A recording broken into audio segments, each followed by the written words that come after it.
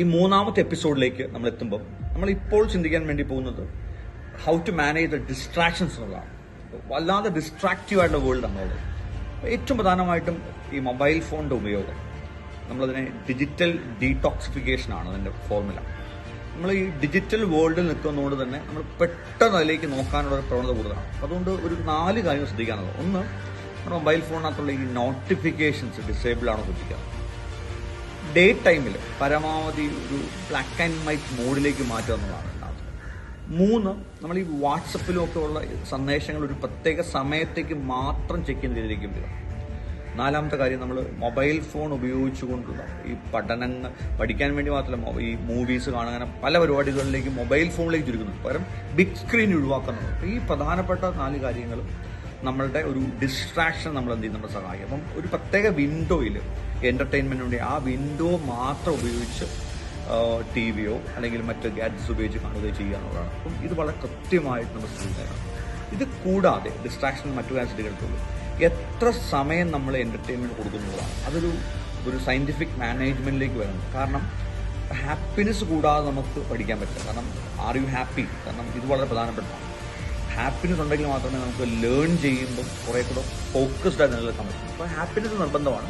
എൻ്റർടൈൻമെൻറ്റിന് വേണ്ടി ഒരു പ്രത്യേക വിൻഡോ സെറ്റ് ചെയ്ത് വെക്കുക.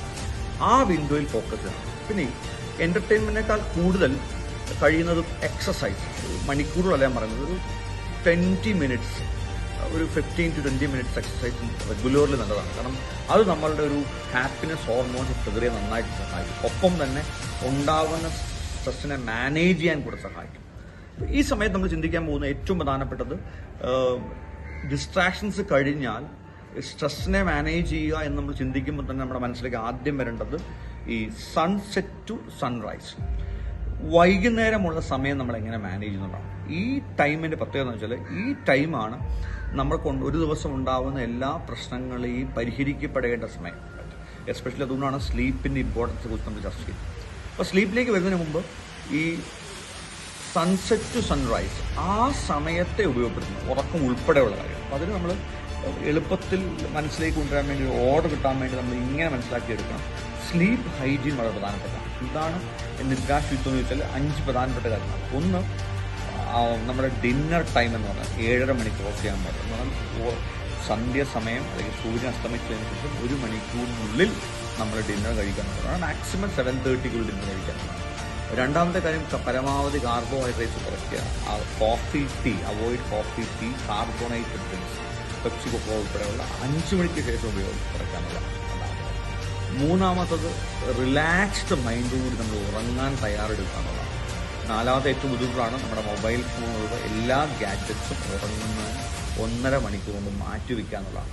5ാമത്തത്, ഒരു 15 മിനിറ്റിൽ ഉറങ്ങാൻ പറ്റുന്നുണ്ടെന്ന്. അതെന്ന് പറഞ്ഞാൽ ഒരു 10 മണിക്ക് നമ്മൾ ഉറങ്ങി ശീലിക്കണം. കാരണം ഇതെല്ലാം ഒരു ഹെക്ടിക് ഡേ ശേഷം നമ്മൾ മറ്റു പല ജോലികൾ ചെയ്യുന്നുണ്ടെങ്കിൽ, കോമ്പറ്റേറ്റീവ് എക്സാമിന് വേണ്ടി പ്രിപ്പയർ ചെയ്യുകയാണെങ്കിൽ പോലും ഈ രാത്രി എക്സ്റ്റെൻഡ് നല്ലതാണ്. കാരണം അത് നമ്മുടെ മെമ്മറിയെ ബാധിക്കും. അതുകൊണ്ട് ഈ സൺസെറ്റ് ടു സൺറൈസ് വളരെ പ്രധാനപ്പെട്ടാണ്. ഈ സൺസെറ്റ് ടു സൺറൈസ് നമ്മൾ കൃത്യമായിട്ട് സ്ലീപ്പ് ഹൈജീൻ ഫോളോ ചെയ്താലുള്ള ഗുണം എന്താണെന്ന് വെച്ചാൽ വളരെ എളുപ്പം സ്ട്രെസ്സ് കുറഞ്ഞു നിൽക്കുമെന്നാണ് പഠനങ്ങൾ പറയുന്നത്. നമുക്ക് എളുപ്പം മനസ്സിലാക്കാൻ പറ്റുക നമ്മുടെ സ്റ്റൊമക്കിൻ്റെ അവസ്ഥ മാത്രം നോക്കിയാണ്. അതുകൊണ്ടാണ് പറയുന്നത് അവർ gut is our second brain. അപ്പോൾ അങ്ങനെ പറയുന്നതിൻ്റെ കാരണം ഈ ടൈം സൺസെറ്റ് ടു സൺറൈസ് നമ്മൾ എങ്ങനെ മാനേജ് ചെയ്യും. ഇപ്പോൾ ഡിസ്ട്രാക്ഷൻ മാനേജ് ഒപ്പം തന്നെ ഈ സൺസെറ്റ് ടു സൺറൈസ് കൃത്യമായി മാനേജ് ചെയ്ത് പോയാൽ മാത്രമേ നമുക്ക് കുറച്ചുകൂടെ ക്രമീകൃതമായി സ്ട്രെസ്സിനെ കുറച്ച് നിർത്താൻ പറ്റൂ. നെക്സ്റ്റ് എപ്പിസോഡിൽ, അവസാന എപ്പിസോഡിലേക്ക് പോകുമ്പോൾ നമ്മൾ സ്ട്രെസ്സിനെ എങ്ങനെ മാനേജ് ചെയ്യാൻ പറ്റും നമ്മൾ ഡിസ്കസ് ചെയ്യാം. Okay, thank you.